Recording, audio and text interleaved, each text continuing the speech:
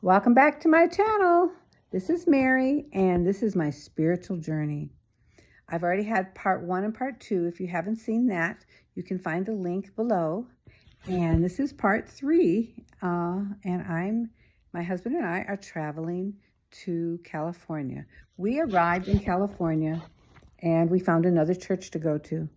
And we started going every week. We liked it. We got on the prayer team. We started helping in other situations. My daughter and her children started coming. So it was good. We liked the pastor. He seemed amazing. He believed in the goodness of God. He didn't talk about hell, and he was very community-minded. We got involved, and I started to get back into that Christian mindset. But I just ignored it. So after about 2 years, the church started growing.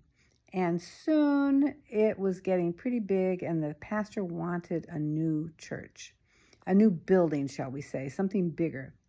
And so we got a new church, something bigger. But something bigger happened too. Once that big church came along, he started asking for more money from the people, more different ways to raise money. He needed volunteers to keep this going and that going. And it just became less of a spiritual experience and more of keeping up with expenses and keeping up with what needed to be done. So I could see what was happening, but we had made some friends, and so we just continued on. I had an idea that we could get closer to the pastor and to the leaders and maybe be more involved, and that would make things better. So I invited the pastor and his wife and 2 other couples via email to come to our house for dinner. And I was very excited about it, and but nobody answered my email. So I sent another email because, at church you couldn't always get to every person you wanted to get to make an invitation. So I figured a formal invitation in an email would work much better, but nobody was answering. So I talked to one of the ladies, and she didn't really give me an answer. And after that, nothing happened. It was ignored, and I didn't try anymore. I was hurt, and I also kind of felt like, why are they ignoring us? Are we not good enough to be hanging around the leadership or knowing things that, everybody should be knowing? I didn't know, but I was hurt. And I really asked God to help me forgive them for that situation. So after about the 3rd year, I was asked to be the lead teacher of the new school. They started a school, and I was asked to be the teacher, And I was the only certified teacher in the school. They were using a curriculum that was an independent, children completed it independently. And I didn't like the curriculum, but that's what they wanted to use, and I didn't really have any say in it. So the children, it didn't work well for kindergarten. It didn't work well for 1st grade. I explained to them why and that we needed to change.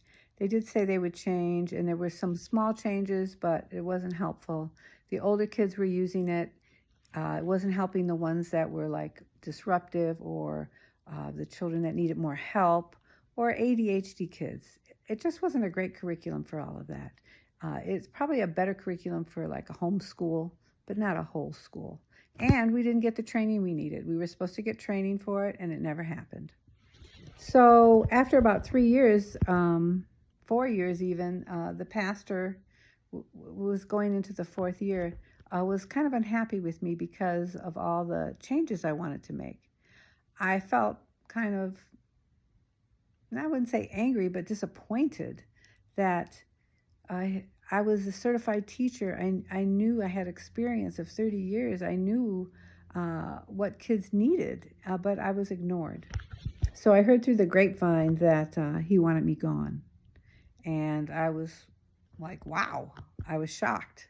I didn't know it was that bad, that he couldn't come to me and talk to me about what he didn't like that I was doing, or we couldn't at least have a conversation. He just wanted me gone. And so I talked to the new principal, and she said, no, we want you to stay. We need you. And then I thought about it and asked my husband, and I just decided that I don't want to be where I'm not wanted. So I quit. I just quit. And I was done. I no longer believed that people were going to hell, no matter who you were. I no longer believed that shame, guilt, and condemnation was a good way to motivate people. I was teaching the children that everybody had value, everybody was important, everybody was worth honor, and it didn't depend on whether they were Christians or not. And all these things weren't going down well, so it was best that I was gone from there. So now I had no job. I wouldn't be able to probably work in any Christian places anymore because I just didn't believe in it. So I had to take a new route. And this is the full awakening that happened to me, which was beautiful and wonderful. And you can hear more about that on Monday for the final part 4, and that will show you what happened after that. So I hope you'll come back on Monday to see part 4, and please hit that subscribe button if you enjoyed this. Thanks. Bye.